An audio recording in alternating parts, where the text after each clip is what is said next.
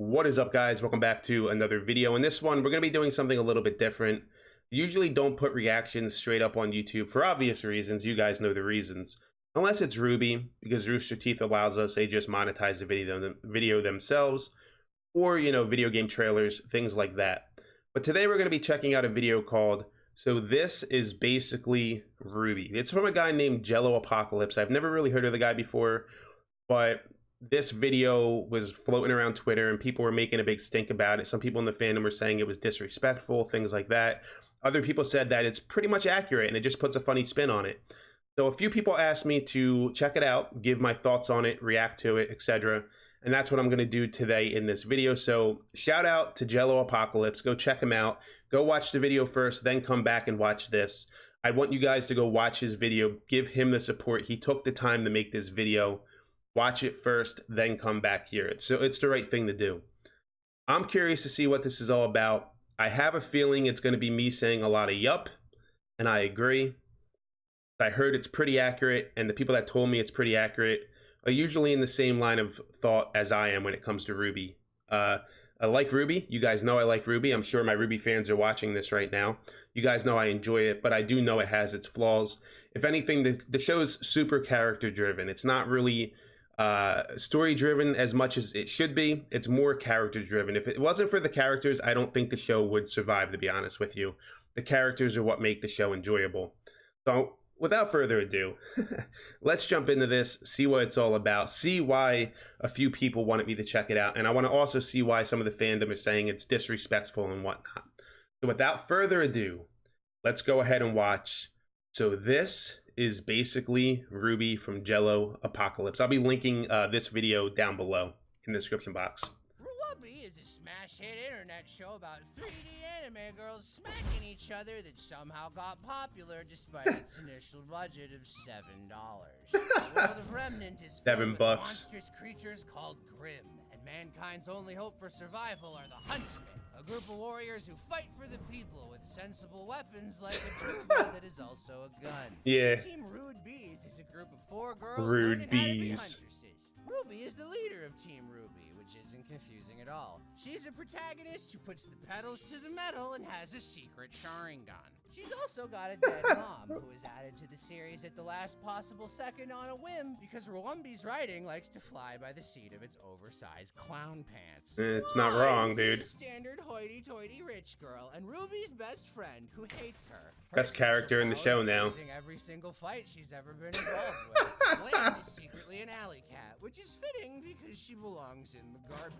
Humans are racist against goos like Bland because they don't know how many ears they're supposed to have. Bland. They get human ears, animal ears, neither, both? Why do only some of them have tails? That's not fair. How would you feel if humans just randomly changed around how many arms we have? Sounds like a drunk crow, dude. Follow their exciting adventures. Her arm just fell off. Except don't, as the show introduces a million side characters, explores none of them, and then the school blows up. But the show isn't about the characters. Boy, is it not about the characters. It's about the over-the-top spectacle fighting, and the fights speak for themselves. I disagree. I think it's about the They weren't constantly accompanied by non-stop butt metal. Outside of the fights, the animation is pretty shaky mistakey. The models do so much clipping and clapping that one could reasonably mistake them for a horse, and the lip flap mocap looks like it was done by a bass on a wall. Everyone's got a magical fight power called a semblance. Take Pyrrha, for instance. A prodigy poor with Pyrrha. so many death flags that she might as well be communicating in semaphore. Yeah, Her right. semblance is magnets, so Just real quick, guys. I don't want to pause this too much,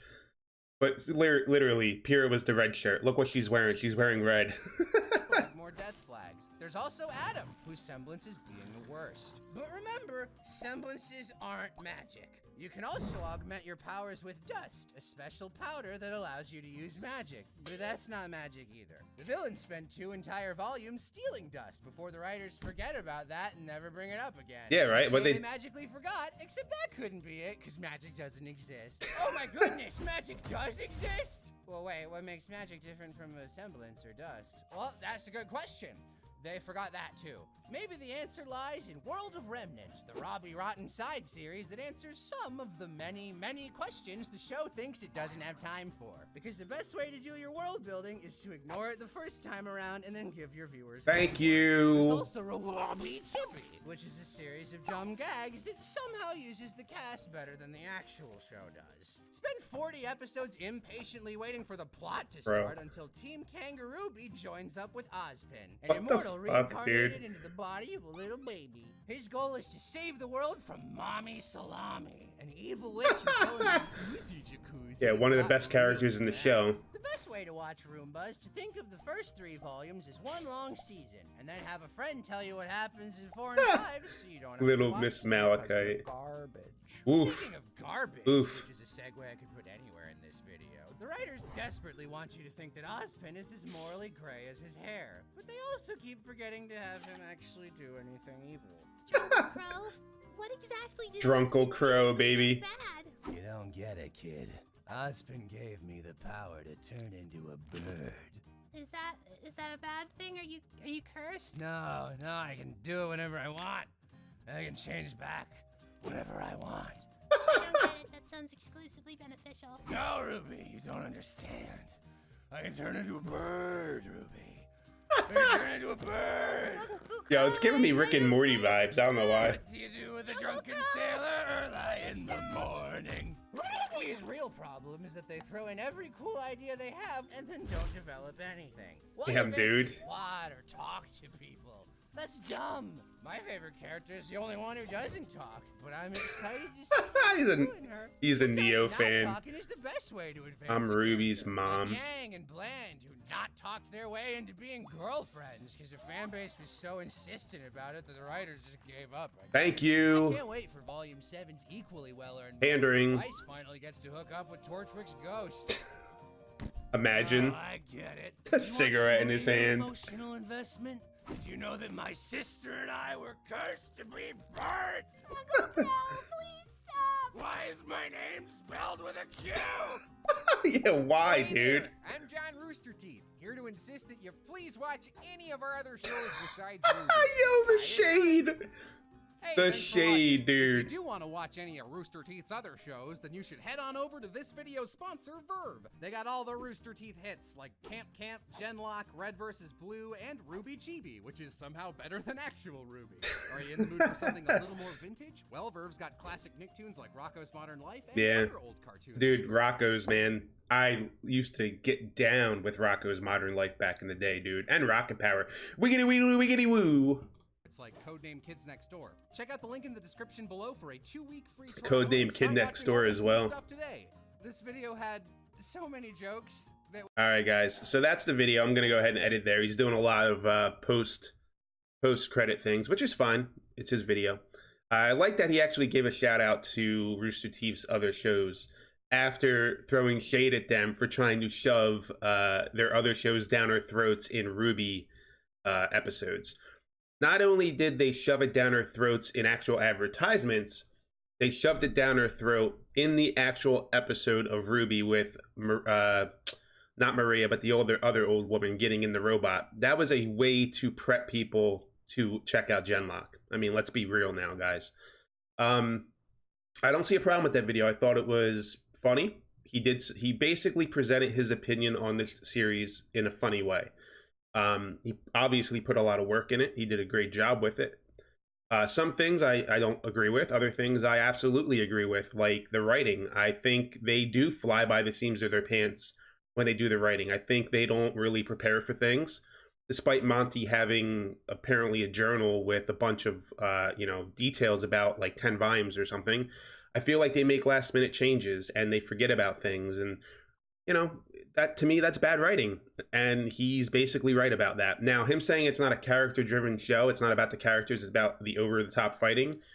I agree that it was about the fighting at first. I think that drew a lot of people in. I think a lot of people enjoyed Monty's fight choreography, myself included, and it's good to see that RWBY is getting some talent that can't really ever match Monty's talent, but can get close to it, because some of the fight animations was good in Volume 6.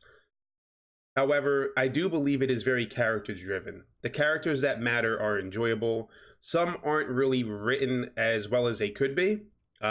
Looking at Blake, I think Blake got some character development, but she is pretty bland, as JelloApocalypse put it. So I do agree with that. Yang is just a disaster at this point, in my opinion, and that's a lot coming from me because I was a huge Yang fan. At this point, the best character in the show for me is Weiss, and I think objectively speaking, she's the most developed character as well. So I have to agree with a lot of what this dude's saying, with a little bit of disagreement, you know, sprinkled in there. But for the most part, I agree with him. And I think, you know, people are saying he's disrespectful. He's being disrespectful. No, he's just giving his opinion and putting a comedic spin on it. There's nothing wrong with that. You know, if you don't like it, let's talk in the words of Barbara Dunkelman. Don't watch it then. Anyway, guys, thanks for watching, and I'll see you very soon for another video.